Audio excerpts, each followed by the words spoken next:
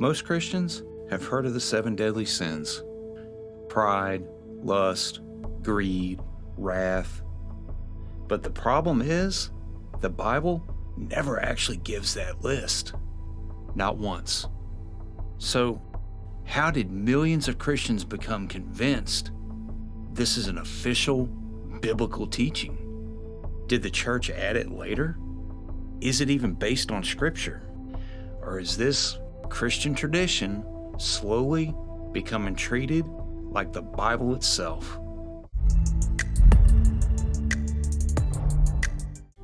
Welcome to Rooted. Today, we're going to separate what Scripture actually says from what culture just assumes it says. Where does this list actually come from? The idea began with Evagrius Ponticus, a 4th century monk. Evagrius was born in approximately 435 AD in what is now modern-day Turkey. Evagrius left public life and moved to the desert with a group of monks devoted to prayer, fasting, and spiritual discipline. Evagrius was well known for his writings about temptation, spiritual warfare, destructive thought patterns, and the struggle of the human heart. He developed a list of 8 evil thoughts, or temptations, that he believed led people into sin. Around 590 AD, Pope Gregory the Great built on Evagrius' work and refined that list down to the 7 deadly sins as we know it today. Pope Gregory had heavy influence on Christian thought for centuries. So, if the 7 deadly sins aren't biblical, where'd they come from? Let's start with Evagrius' list and build from there. His list consisted of gluttony, lust, greed, sadness, anger, acedia, which is spiritual apathy or sloth, vainglory, and pride. So, why did Pope Gregory refine that list further? I believe he designed the framework to help teach people the core patterns of sin. Each of the behaviors from his list were warned against in the Bible, but the Bible does not contain a cohesive list in one place.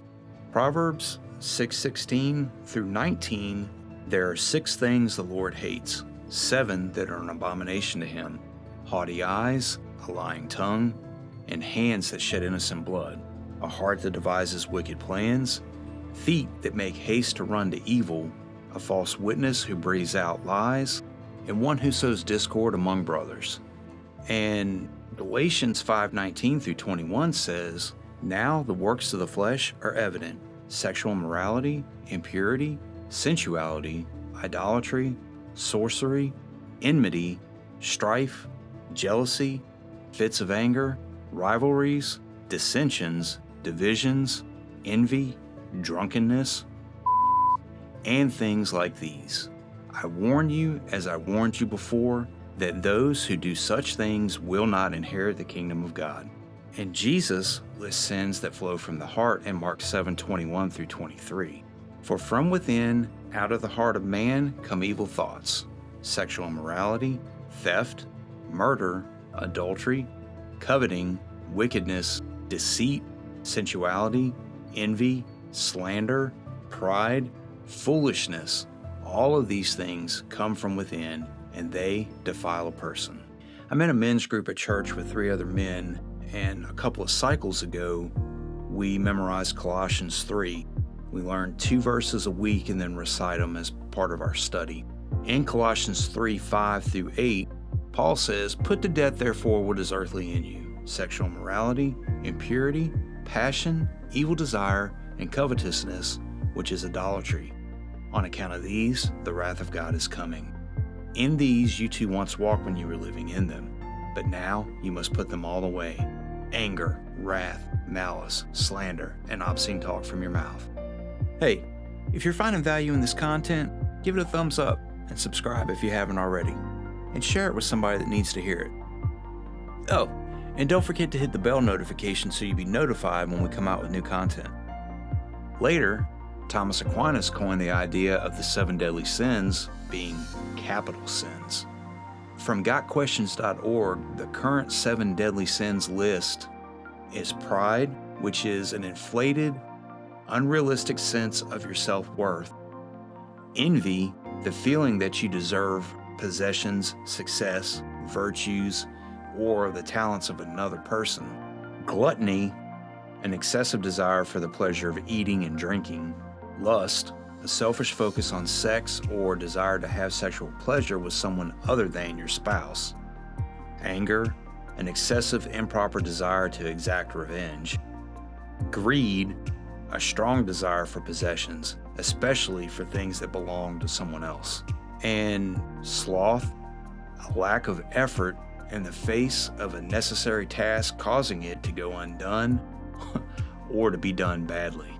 So, how was this list popularized to the point that a lot of people today assume it's a biblical list? Dante Alighieri's epic poem, The Divine Comedy, which includes Inferno, Purgatorio, and Paradiso, helped popularize much of the imagery that people associate with hell, purgatory, and the 7 deadly sins today. Now, I'm not saying that I agree with him. I'm just saying that that's where some of it comes from. In his poem, he describes the Catholic Church tradition of purgatory as having 7 terraces that correspond to the 7 deadly sins. I'm not going to dig into purgatory here because, honestly, purgatory could be a whole video all by itself. Comment down below if you want to see a video about purgatory. If I get 50 likes on this video, I'll do one about it. So, is the idea of the 7 deadly sins unbiblical then? Not necessarily. The list, as we know it today, is not a direct list in the Bible.